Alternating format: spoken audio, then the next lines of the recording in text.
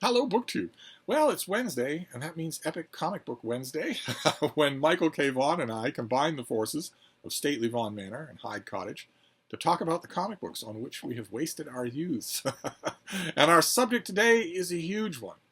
It's not a particular book, particular issue, or a particular run. It's a gigantic subject, a really inviting one, and uh, an intensely personal one. This is going to be, I think, the third week in a row where I'm making my video without watching Michael's video first. We'll see how that goes. I've been really fascinated by the ways in which we agree and disagree. But I have a feeling when it comes to this subject that I know a big part of its attraction for him. I have a feeling that it's probably because he grew up with this subject. And so did I. When I was, once I'd come to reading, when I was a callow 20-year-old, 18-year-old, that sort of thing, I was regularly reading comic books, eagerly reading comic books. And my favorite comic book, the thing that I loved the most, was different from all the others that I read in that the hero was a teenager, not a grown character, not a grown person. A teenager, a boy, an orphan, living in a loving home, who had a secret that he kept from almost everyone, which was that periodically he would put on a blue and red costume and go out and patrol. He would go out and fight crime, using superpowers that nobody else quite seemed to have. And I followed the adventures of that teenage superhero and loved it. Absolutely loved it. Every issue, I hung on them.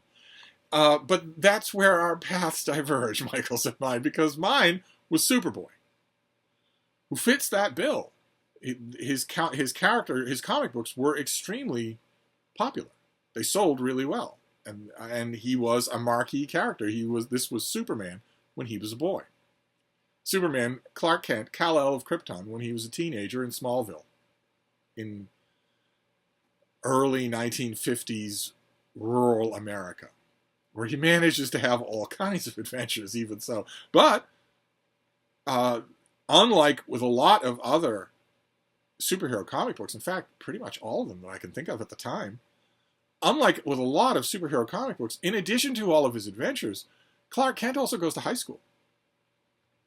So we see him often in class with the teacher up at the front of the class. We see him often talking with his classmates, enduring all kinds of social life awkwardness, because maybe he can't go to, the record playing party because he's got to work for his parents.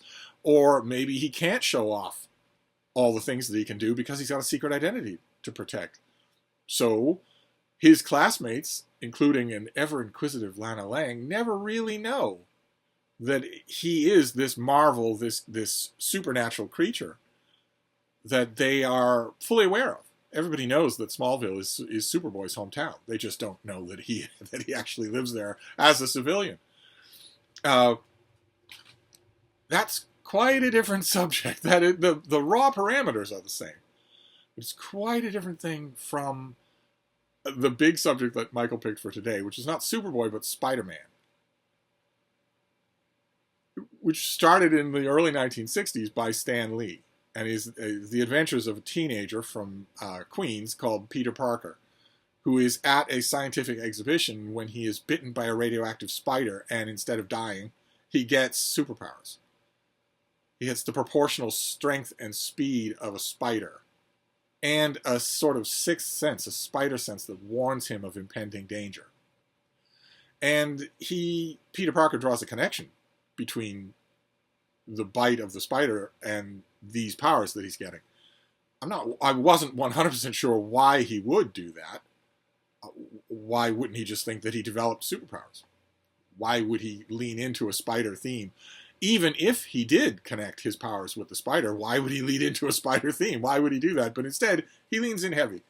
He sews his own costume that has webbing, and he is a bit of a scientific genius, and he creates a kind of webbing fluid in cartridges that he can wear on his wrist to spin webs. He isn't mutagenically changed completely. He doesn't gain multiple eyes. He doesn't gain multiple arms. And his webbing is not generated by his body except in a couple of particular instances, generated by movies. he doesn't generate his webbing out of his tuchus the way he would if he'd been mutated into a kind of human spider. Instead, he gains moderate levels of speed. He's not super fast like the Flash.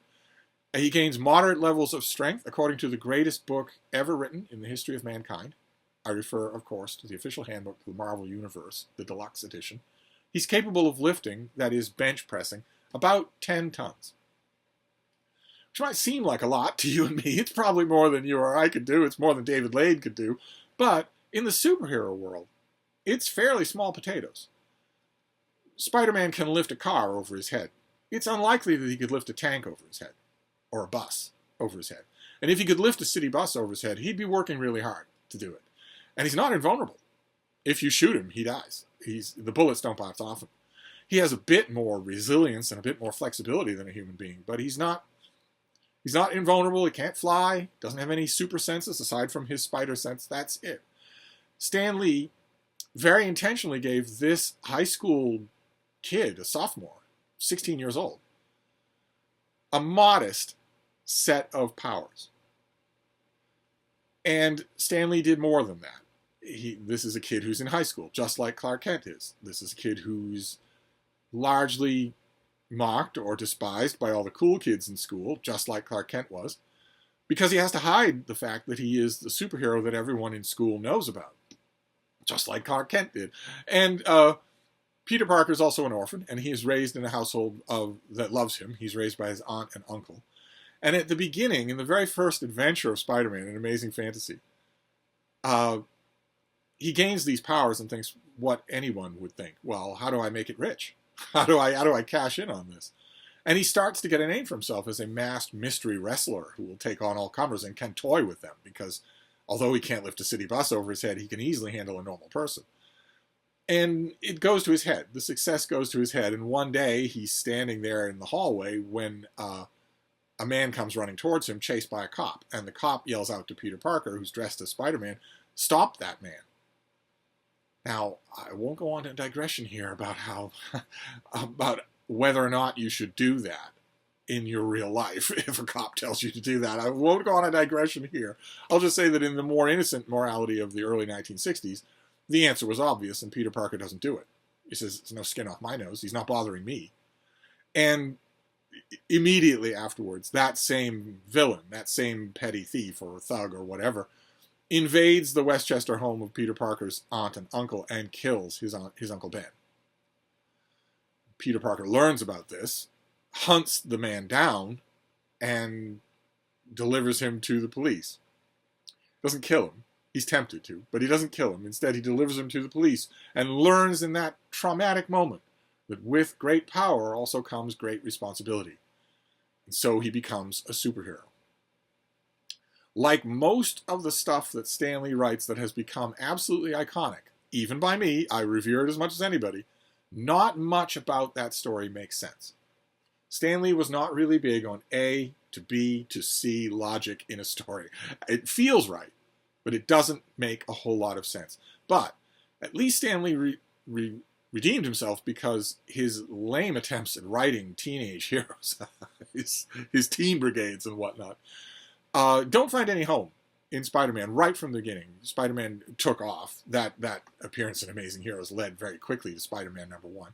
And right from the beginning, Spider-Man was a believable teenager, a believable character, in a believable real world. Quite a few people that read Spider-Man right at the beginning were reading for the adventures, the misadventures of Peter Parker, as much as for anything that Spider-Man did. And that pattern was locked in perfectly right at the beginning. Michael K. Vaughan said this, I think, a year ago. We were talking about, I think it was another Marvel character. I think it might have been Doctor Strange. And Michael mentioned then that Stan Lee was very much trial and error with his core stable character, original stable of Marvel characters. Some of them, most of them, had to grow into what they would become. But Spider-Man started perfect. Just exactly right for the character. There was only, and so did Superboy, of course, needless to say. But there was only one huge difference, which is that in the wonderful era of the late 1950s, when you could have been a feckless teenager and reading comic books, Superboy didn't change from issue to issue. in this issue, a local boy is dying, and his father is a mad scientist, a good guy, who's been experimenting on hapless rabbits in order to develop a kind of super serum in hopes of saving his son. He gives the son this serum, and it works. It gives him a whole panoply of superpowers. He only wants to help. He takes on the name of Supremo, and he wants to help Superboy fight crime in Smallville. And eventually, in the course of the story, sacrifices his life. At the end of the story, I don't know if I can get to it really quickly. Yeah, at the end of the story, the boy's father says, "Superboy, thanks to you, my nephew Alan went out in a blaze of glory. It was you who inspired him to be a hero." And Superboy says something that, as far as I know, is the first time the word was ever used and has gone on to become a staple. Superboy says, "No, not just a hero, sir. Alan died a superhero." And there you have Alan's shrine to Superboy on the walls of his room, and you have Superboy's tattered costume. This was before the idea that Superboy's... They've gone through a fight together, Supremo and Superboy, and only one has emerged alive. In that issue, when that story came to a conclusion, you smiled, because that's touching and wonderful. But nowhere in the next issue of Superboy is there any fallout from Supremo living and dying. No one in Smallville ever mentions him again. No one in Smallville ever thinks, are there two super beings living in town now? Clark Kent, the teenager who had made a friend of this boy who had superpowers just like his own, he's never met a superpowered boy before. In the next issue of Superboy, he is not toiling with the psychic weight of that, and we're not expecting him to be. It was contained in this issue. It's not moving on. Well, that doesn't happen in Spider-Man. Instead, Stan Lee starts to steadily build a melodrama. In fact, a number of them. Aunt May is in perpetually bad health and needs money now that Uncle Ben is gone. Peter Parker is thrust into being the breadwinner. He needs a job. His workplace at the Daily Bugle, where he takes photographs of Spider-Man, is hostile. J. Jonah Jameson, the publisher of the Daily Bugle, hates Spider-Man and is a cheapskate. So he's constantly not only threatening Peter Parker's alter ego, he's also threatening Peter Parker's economic bottom line. And there's also romance. Oh my, Peter Parker has lots and lots of romance in his life. He has a girl who eventually steps forward. First, it's the secretary, Betty Brant, but soon it's Gwen Stacy. And that comes with trials of its own. By the time you get a few years later, Stan Lee's still writing, but you've got John Romita Sr. drawing the artwork. By the time you get a few years... Oh, this is John Buscema. I opened to the wrong artist. Well, by the time you get a few years later, the drama has only increased in Peter Parker's private life. He is always at odds with his publisher, J. Jonah Jameson. He is in love with Gwen Stacy, but Gwen Stacy's father is the chief of police, and he suspects more and more that there's more to Peter Parker than meets the eye. And a number of different events have happened to threaten the sanctity of Peter Parker's secret identity, and he has developed a massive rogues gallery. Do I have a spread of that rogues gallery? I bet I can find one. Every time you have a Spider-Man special issue of any kind, you get a spread of the rogues gallery. Look at all those figures. The Molten Man, the Vulture, the Scorpion, the Kingpin, the Shocker, Dr. Octopus, of course, the Rhino, the Green Goblin, the Hobgoblin, all these, the Chameleon, Venom, Morbius, the Living Vampire. You get all these different villains. He develops a massive rogues gallery, and he has one adventure after another, and those adventures show the radical difference between the teen hero that I suspect Michael K. Vaughan grew up reading and the teen hero that I grew up reading. In Superboy's world, nothing ever changes. In Superboy's world, Superboy never does what we all know he's going to do, which is become Superman, move to Metropolis and become Superman. There's an issue once DC Comics decided that they should be relevant and have real time passing in their comics. They actually did an issue where Superboy deals with UFOs and Bigfoot and sex. And when he's succeeded in all three of those trials, he then changes his name and goes to Metropolis. But in these issues, before that happened, these were never going to change. The Kents could get transformed into teenagers or old people or whatnot, but they would be transformed back, and there'd be no memory of it. It would not leave a psychic residue. In Spider-Man comics, under Stan Lee and then under the writers that followed, that couldn't be true because Spider-Man is patient zero for the Stan Lee virus. He is patient zero for what happens if you are setting your comics in a world that is real, a world in which, despite the fact that people can lift cars over their heads, you're going for verisimilitude. If that's true, if you introduce that into your comics, well, Peter Parker can't stay in high school forever, can he? If he's Superboy, then he can. Superboy stays in high school forever. But if he's Peter Parker, if you're a Stan Lee character, then you can't. Then you're eventually going to have to go to college. You're going to have to graduate from high school and go to college, which means you're not as young as you were in those first issues. Time might be moving at a glacial pace, but it's still moving. And if time is moving, then all of the adventures that you're having are accumulating. They are all accumulating. So you're not sweet on Gwen Stacy in issue number 36, a little bit more than you were in issue number 35. Or rather, you are. If you're sweet on Gwen Stacy in issue number 35, you're not still sweet on her in issue number 36. You're a little more sweet on her. Whereas in issue, what is this? Is this 121? 132. In issue 121 of Superboy, Lena Lang is kind of suspicious that Superboy might have some connection with Clark Kent. In issue number 133, she's still kind of suspicious that Superboy might have some connection to Clark Kent. In issue number 153, she's still kind of suspicious. She doesn't change, and that doesn't grow. No issue affects any other issue. The Stan Lee virus says otherwise. In the Stan Lee virus, every issue affects every other issue. And so Peter Parker gets older, and when he faces the Vulture, well, it's not just that the reader knows that he has faced the Vulture a million times before. It's that Peter Parker knows that. He and the Vulture are now old enemies. And that goes on. Peter Parker goes through college. He graduates from college. Gwen Stacy can't stay his innocent, sweet girlfriend forever, so eventually she dies. She's knocked off the Brooklyn Bridge, and he tries to save her and accidentally snaps her neck. And so he is a Spider-Man who has seen his girlfriend die. She's dead in his arms. Nothing like that happens to Superboy. Nothing like that happens to Batman. At the time that I'm talking about, in the innocent 1950s, nothing like that happens to any real superhero. But with Spider-Man, he lives through that. So when he starts to fall for Mary Jane Watson, the daughter of his aunt's best friend, he has a dead girlfriend on his hands. I mean, Mary Jane and Gwen know each other for a long time, but when Peter and Gwen start to become an item, it's because Gwen is dead. And both Peter and MJ know that. And then they become more and more serious. And as the writers are changing, all of them infected with the Stan Lee virus, they're coming on board and saying, well, how can I change things? When no writer should ever think that about a comic book. Instead, they come on, that's the first thing they ask.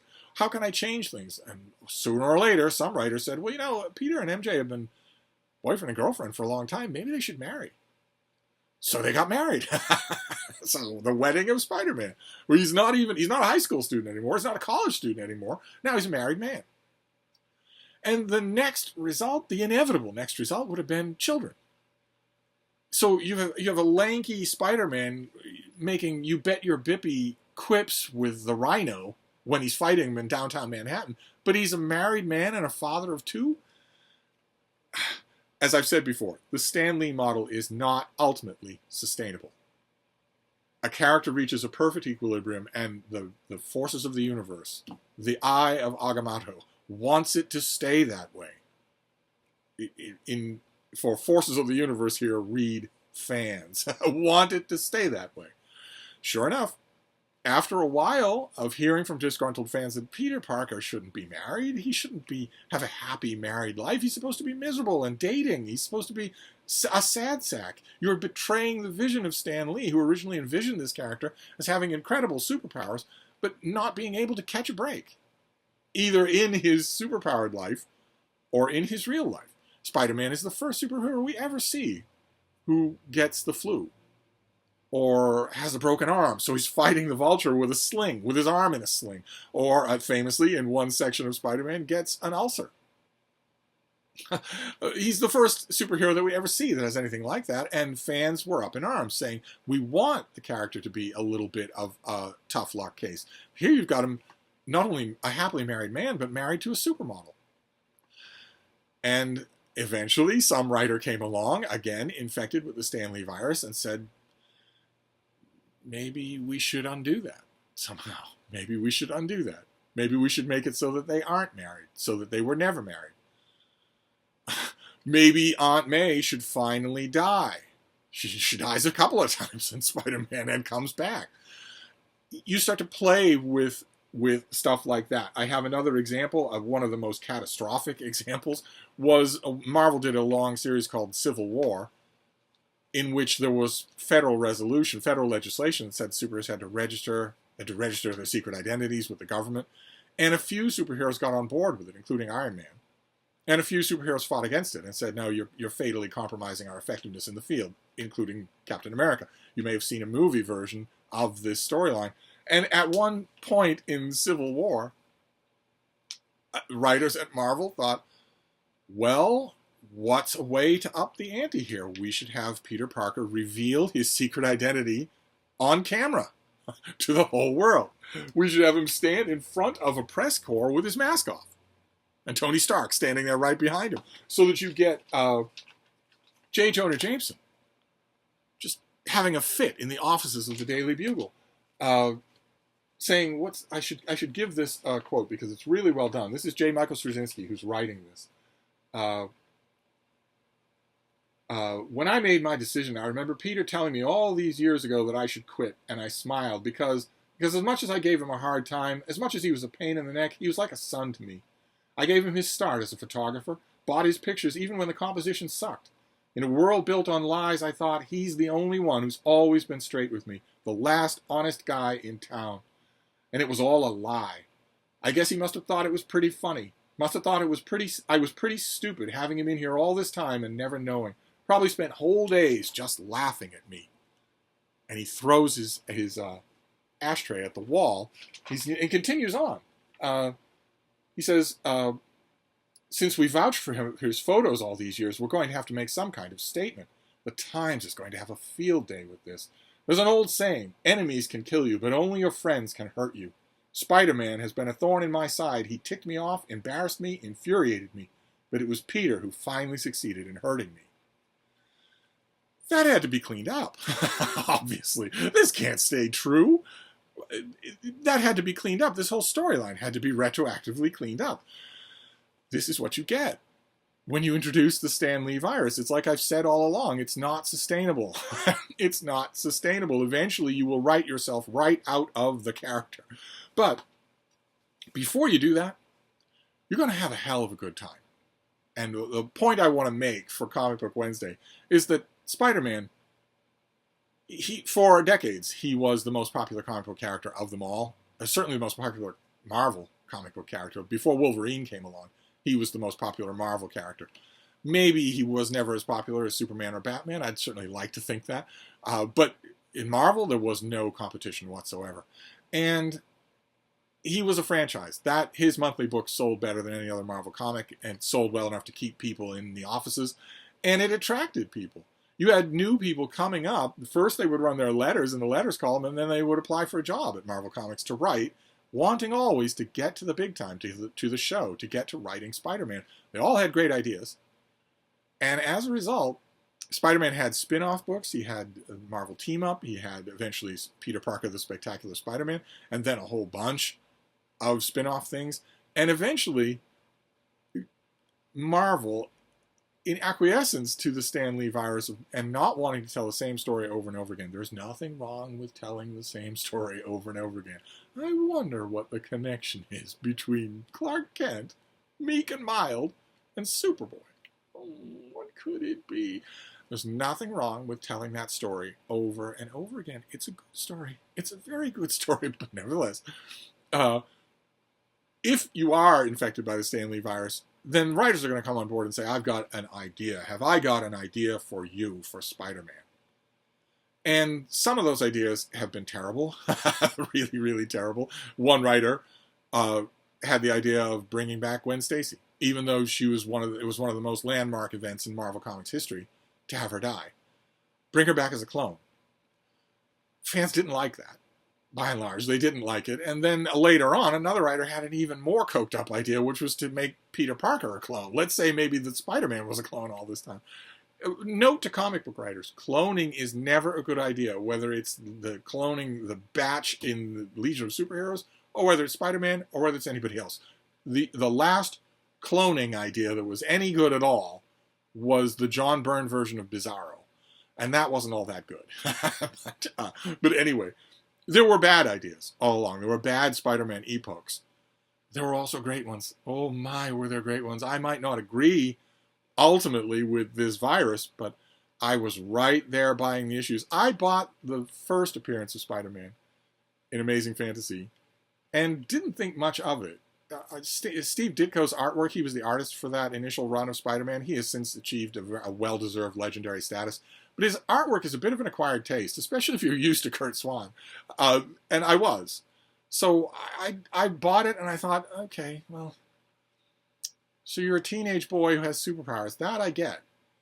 And you're keeping your secret identity and you live with, an elderly woman. All of that I get. I get all of that. But you're not all that powerful. And if I walk up behind you, you've got a spider sense, but let's say you're paying attention to something else at the moment. If I walk up behind you with a big lug wrench and smack you at the base of the head, you'll die. Some kind of superhero you are. And spiders are not heroic at all. So I didn't think much of it. That issue, I didn't think much of it. I could retire to the Bahamas if I had it now, but instead I didn't think much of it. I had a box, a big foot locker that I kept my comics in. I didn't keep them stacked or anything. There were no plastic bags or boards or anything at the time. But I did keep them in one place, in a foot locker with a lid, because I like to revisit them. And I didn't do that with my copy of Spider-Man's first appearance, and my beagles destroyed it. So it wasn't, at least I don't have the stereotypical story of my mother threw it out with the garbage. My boys destroyed it pretty much in front of me. I mean, they were still worrying it when I finally realized what had happened. But I came on when Steve Ditko left. Don Heck did some artwork. I'm a fan of Don Heck, but he doesn't work for Spider-Man. He works for big, heroic heroes. And Spider-Man, at the time that these issues were coming out, was a boy. That quickly got lost until it came back. We'll get to that. But the reality was that in these early years, he was still a boy. He was a teenager. He hadn't graduated from high school yet, or had just graduated to college. So he was in his late teens, and very few artists drew him that way. That was not the appeal. And eventually, once Ditko left and once his successors cleaned out and got regularized, the famous successor there was John Romita Sr., who drew the character. Again, I have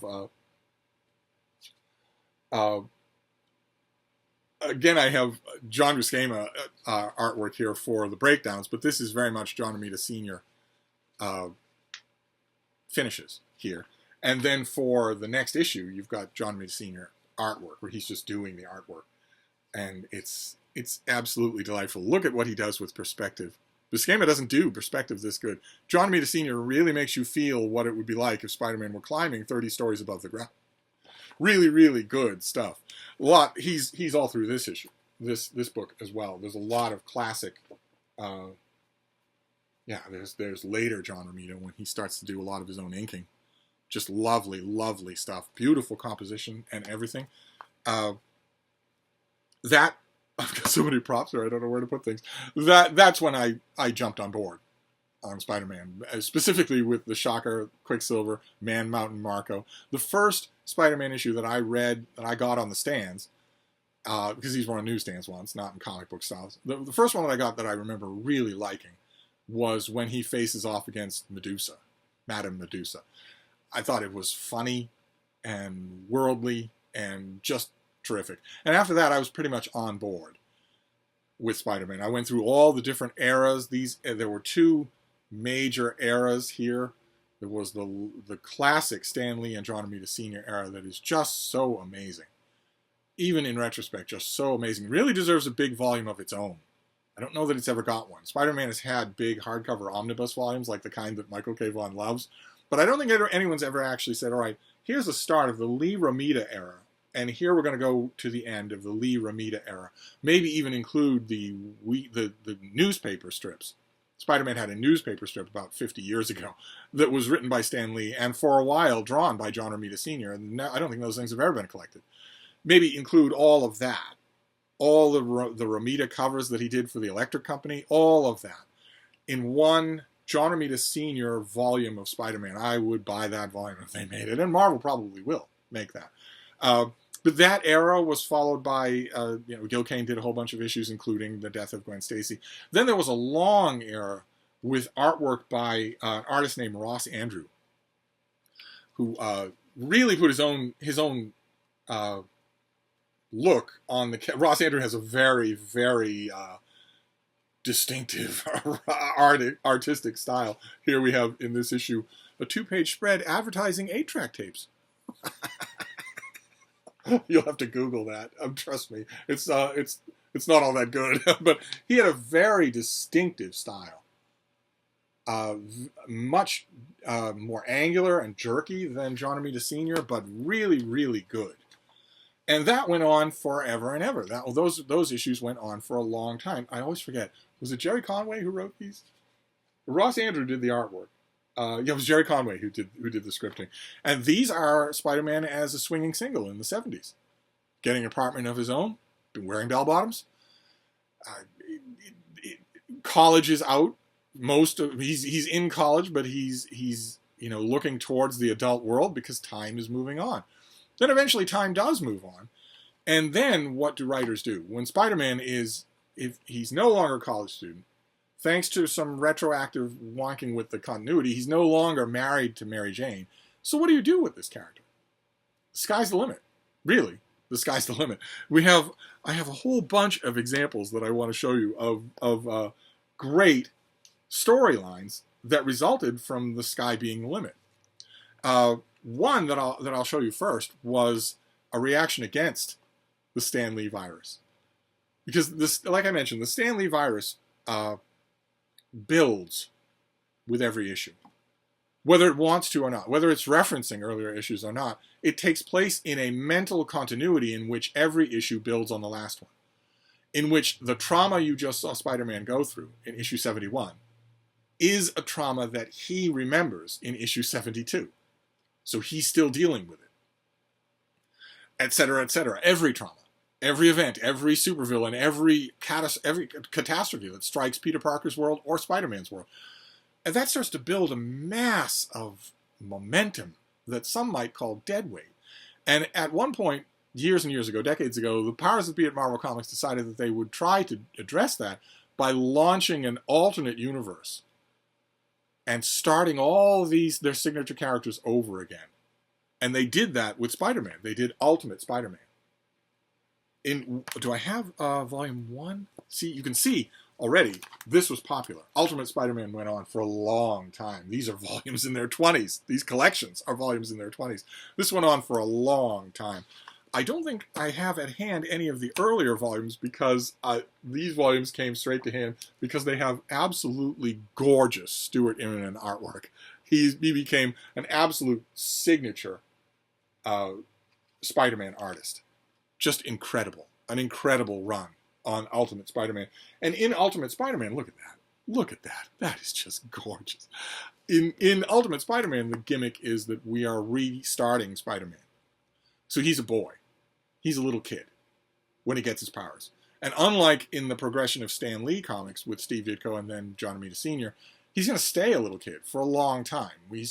Aunt May is going to be much younger. She's not going to be a doddering senior citizen. Peter Parker is going to be a boy. He's going to have high school problems. And we're going to start right with his origin story. In Amazing Fantasy, he gets bitten by a spider, and it gives him amazing powers. He's walking down the street, a car honks at him, and he jumps 30 feet into the air against the side of a building and just climbs up the building. And when he gets to the top, he reaches to brace himself with a metal pipe and crushes it. And so in 3 panels, he learns that he has powers. In Ultimate Spider-Man, that process goes on for 30 issues, something like that. It goes on forever and ever. And they were really good. They were really enjoyable. And they happened right alongside the Amazing Spider-Man, the normal Spider-Man, in the normal continuity. But the Ultimate Universe eventually started eating its own, quite literally, in one infamous scene that we'll get to. Michael and I will certainly talk about the Ultimate launch at some point or other, and went away. The Amazing Spider-Man just kept right on trucking, kept right on happening, and was always interdependent on everything else that was happening in the Marvel Universe. For instance, for 40 years, Spider-Man was friends with Johnny Storm, the teenage member of the Fantastic Four. They became friends. It seemed natural. And at one point, decades and decades later, there was a story in the Fantastic Four which, because of the Stan Lee virus, ended with readers being told with a straight face that Johnny Storm was dead, that he sacrificed his life for the good of all. When word gets to Spider-Man that his friend, probably his closest friend in the superhero world, is dead, he's pretty grief-stricken. And that led to several issues that were really, really good, that really looked at that, had Spider-Man considering joining the Fantastic Four. Those were times in which events in the Marvel Universe affected Spider-Man. There were also times when events in the real world affected Spider-Man. Stan Lee's vision for this whole Stan Lee virus was that Marvel Comics reflects the world outside your window. That happened in one of the most famous Spider-Man issues of them all, in which the normal ongoing storyline of Spider-Man is interrupted by 9/11. By 9/11, which takes place, a gigantic attack that takes place in Lower Manhattan, right where Spider-Man lives and is a hero. This is drawn by John Romita Jr., the son of the John Romita that I've been talking about, and it shows the ruins of the World Trade Center. It shows Marvel heroes helping out, even shows Marvel villains standing by. And Dr. Doom shedding a tear there. And at one point, we're told that everyone looks to Captain America because he remembers Pearl Harbor and is the only one there for, what does it say? He's the only one who could know because he's been here before. I wish I had not lived to see this once. I can't imagine what it is to see it twice. This was very early days, this issue. It took place, right when everyone was still in shock, before gigantic open-ended wars started happening, where it was a thing that Marvel writers thought they should do to show the resolve of ordinary Americans in the face of this attack. The writing goes, "You wanted to send a message, and so doing you awakened us from our self-involvement. Message received. Look for your reply in the thunder." Looking back on this issue, it's tough not to think about that and shudder. And this is the ultimate manifestation of the Stan Lee version of comic books, which is that when something like 9/11 happens, you step right in and have it happen in the real world. This issue established that in Marvel continuity, the World Trade Center attacks actually happened, despite Manhattan being absolutely chock-a-block with superheroes. Nothing was done after this. There was this one issue, and then that was it. There was no follow-up. It's not like Thor invaded, Saudi Arabia or anything like that. But other stories did continue, and other creators took their hand at what was going on. I want to show you some examples of that. Like, for instance, there was a storyline called Spider Island, in which a villain, the same guy who was behind the cloning, manages to infect everyone in Manhattan with spider powers. And they all just have to deal with it and somehow manage to save the day. And it's delightful because since everyone in Manhattan knows that they're all infected with spider powers, Peter Parker doesn't have to hide. He can actually lead the charge of a whole bunch of other ordinary New Yorkers without putting on his spider costume because no one's going to think anything of it. You get this great panel. Umberto Ramos artwork. Oh my God. These issues are full of some of the best artwork he ever did. They've got a UPS driver, some sports dudes, a cook with his spatula in hand. As Peter Parker says, what's his dumb line? Let me show you how we do it downtown. And You've got J. Jonah Jameson there. Obviously, this takes place before the big reveal, saying, "Why, in all my years in this city, I never thought I'd Parker with spider powers? Now I've seen everything. These Spider Island is an absolutely terrific story, really, really elaborate and real world stakes and full of characters. Plenty of other stuff too, like for instance, ooh, let me show you this one. There was a story that this is again J. Michael Straczynski, I think. Yeah, with again John Romita Jr., who was a heck of a guy. I never knew John Romita Sr., but John Romita Jr. was a heck of a guy, and amazing that he would go on to become a fantastic Spider-Man artist on his own. And in this storyline, he faces off against a character named Morlun, who is unbeatable. He's just unbeatable. He's invulnerable. He's super strong. He can find Spider-Man wherever Spider-Man is, in or out of costume, and wants to drain him, wants to kill him. That's his only goal. He doesn't want to rob the Fifth Avenue Bank. He wants to kill Spider-Man. And there's no chance that he's going to lose. He never tires. And Spider-Man does. So it's the end. Spider-Man ends up looking pretty ragged. He is the pulp beaten out of him. But it's this battle that he is in, just all of a sudden. He can't leave Morlun. He's perfectly happy to threaten innocence. He's perfectly happy to threaten people in order to get Spider-Man to come to him. He couldn't possibly chase Spider-Man. He doesn't have super speed or the ability to fly. So he endangers civilians in order to get Spider-Man to come to him. And it eventually just drives Spider-Man crazy.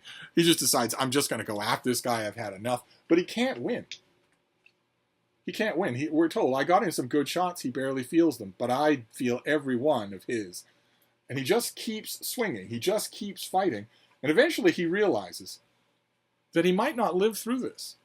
And he uses that, those of you who are very young, that is called a payphone. Once upon a time, there were payphones on the sidewalk because you didn't have one in your pocket. He calls Aunt May and just tells her, you know, look at him. He's on the edge. He calls her and tells her, you're my favorite. I love you. Because he's not sure that he's going to make it through. Now, I won't spoil the story. He does make it through, of course. Spider-Man, you know, did not die in his comics. But I will spoil the final scene of this storyline because it's long since been retconned out of existence, but it's a moment that Spider-Man fans have been wondering if this would ever happen. And John Romita Jr. got the job of actually drawing it and did a fantastic job. A battered to a pulp Peter Parker has managed to win. He crawls back to his apartment and falls asleep because, like I said, he's not invulnerable. He's a normal human being who just happens to have spider strength. He falls asleep. And he's trusting that his spider sense will warn him of any trouble. His spider sense warns him if danger is near. But Aunt May has a key to his apartment, and she is not danger. And that was the panel that ended this whole storyline. A battered, bloody Peter Parker, her nephew, and his Spider-Man costume. And we get to see, in other issues, we get to see how May deals with that, how she deals with it's what I'm talking about. The writers can always retcon this stuff out of existence, but because of what Stan Lee did to Marvel Comics, they can explore this storyline without anyone howling that it's sacrilege. Same thing with the writer Dan Slott, who committed one of the greatest sacrileges of all, and oh my, I loved it. I didn't think I would, but I loved it. He did a story called The Superior Spider-Man, in which Spider-Man is fighting Dr. Octopus. Oh, let me get you the exact panel here. Spider-Man is fighting Dr. Octopus. And, oh no, I'm not going to be able to. It's not in here. Well, that's okay. Yeah, I don't think... No, the panel is in another issue. I'm not sure that I could find it. But it doesn't matter. He's fighting Dr. Octopus, and Dr. Octopus is at the end of his tether. He's dying. And he has developed a fiendish plan where he will transfer his consciousness into Peter Parker's body and Peter Parker into his body. And then when his body dies, he will have Spider-Man's body. And it works. The launch of Superior Spider-Man is that it works. This is Otto Octavius in Spider-Man's body. But unbeknownst to Otto Octavius, in addition to that plan, he also gets Peter Parker's sense of heroism. And he can't get rid of it. he can't get rid of that sense of heroism. So we get issue after issue after issue of Spider-Man being Otto Octavius, of him talking like Otto Octavius, saying "bah" and "you fool" and whatnot. But he's still a good guy. It's just he develops surveillance equipment to keep crime on its toes. He's ruthless with all of Spider-Man's villains, beats them to a pulp, puts them in the hospital, and has a very satisfying emotional arc on his own. He never becomes a saccharine hero. And fans all along, because of Stan Lee, know that Peter Parker is coming back. He will come back as Spider-Man. But before he does, we get issue after issue of him as Otto Octavius. As Otto Octavius, just being incredibly ruthless with Spider-Man's villains. Let me see if I can get you an example here.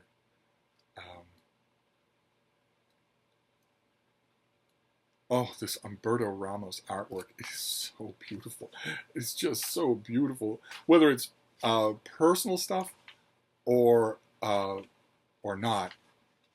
Yes, at one point, Flash Thompson has control of the Venom symbiote and is a hero. And the Superior Spider-Man is fighting these villains with the Flash Thompson Venom. And Flash says, "Well, it was kind of overkill, but at least it's finished. Thanks for helping me take him down, Avenger." And Spider-Man says, "What? I'm not here for that idiot. I'm here for you." He attacks because he has his own idea of order out of this chaos. And it's delightful. It's absolutely delightful. Now, see, I may rail against the Stan Lee virus, but I can still enjoy the product. Of course, it should never be that maybe Spider-Man and Dr. Octopus, both of them in the prime of health, maybe they switch minds for one issue. That might be a good issue. That happens in a Superboy issue from time to time. But for them to switch identities, seem like Peter Parker is dead, and have Otto Octavius as Spider-Man for issue after issue after issue, that is a pure product of the Stan Lee virus, and I still loved it. Absolutely loved it. Could not get enough of it. I was actually sorry when the Superior Spider-Man ended, and we get Dr. Octopus back as a villain. I thought it was much more interesting to watch him struggling with the idea of being a hero.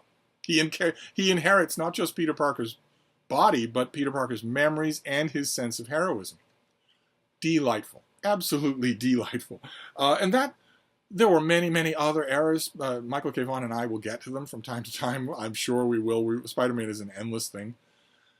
And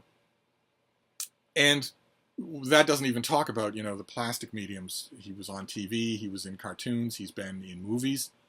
First as played by a fat, overacting, moderate tobacco addict. Then recast as a skinny, overacting, much greater tobacco addict. And then finally cast as a very short and comparatively young tobacco addict on a level that I refer to as a guild navigator, where it's the person's whole existence. They don't eat anymore or drink water anymore or anything like that. They just live to ingest tobacco. And that third Spider-Man, Tom Holland, is wildly popular with fans. And it's already brought out the a-hole in him. He's already given interviews saying, well, I don't know, if I'm still Spider-Man a year from now, I'm doing something wrong. Maybe just an idea here, no matter whose corporate hands Spider-Man ends up in, maybe cast an actual teenager. Maybe an athlete. I don't know. Just a wild idea. But we don't have time to talk about the movies. This video is going on hideously long as it is. For the comic books, the concept of Spider-Man is one that I have lived with since it began. And it has given me consistent pleasure. I mean, all these various eras that I'm talking about, your Marcos Martin artwork there, that all these people, look at that, Happy New Year. There you've got Spider-Man fighting the Green Goblin up in the snow, while all his supporting cast is down below, and Aunt May is wondering where he is. She's checking her watch. Marcos Martin does such a fantastic job of Spider-Man artwork. But also, you've got John Romita Jr., doing some great issues. He came back on Spider-Man on and off. He's doing right now a run on Spider-Man that is incredible. It's an incredible thing, and also very much in the Stan Lee vein, which is that it's totally unpredictable. It goes against what seemingly the basic tenets of the character. Still love it. But also Ron Frenz, a workman artist who could imitate pretty much anybody. He does a couple of issues where he imitates the artwork style. You've got John Romita Sr. and Here, this cover is John Romita Jr. doing the artwork and John Romita Sr., his father, doing the inking. I believe in this issue might be one of the rare instances where, yes, where the whole issue is that. It's the artwork is drawn by John Romita Jr. and inked by his father. Just incredible, sheer joy. But you've also got Ron Frenz, an artist who, in this issue, a very touching issue, The Boy Who Collected Spider-Man, one of the best standalone Spider-Man issues, intentionally mimics Steve Ditko's artwork and does a fantastic job at it. My point being here to wrap up is that this character has given me a huge amount of comic book joy. Specifically because writers come at him thinking, what can I change? Now, that might not be the kind of comic book vision that I like, but I'm willing to acknowledge, obviously I am a fan. So I'm willing to, I have been for a long time, I'm willing to acknowledge that this leads to really good comics. Might as well make the whole Steve pile, right? Since I'm only going to do this video once, let's make the whole Steve pile. These things are really ridiculous. And this is without the hardcover omnibus volumes that I thought were too heavy to put in the video. So, I have enjoyed this character very much, and that's a long history. I've been with Spider-Man from the beginning. So anyway, wonderful to chat about all these different eras. I could go on for an hour on each one of them, but Michael and I will get to the Ross Andru, Jerry Conway issue era, the 70s era of Spider-Man, the 80s era of Spider-Man, the Clone Saga. We'll get to all of it in time. Just hang on, stay tuned. But in the meantime, I'm going to wrap this up. But I'll be back. Thank you, BookTube.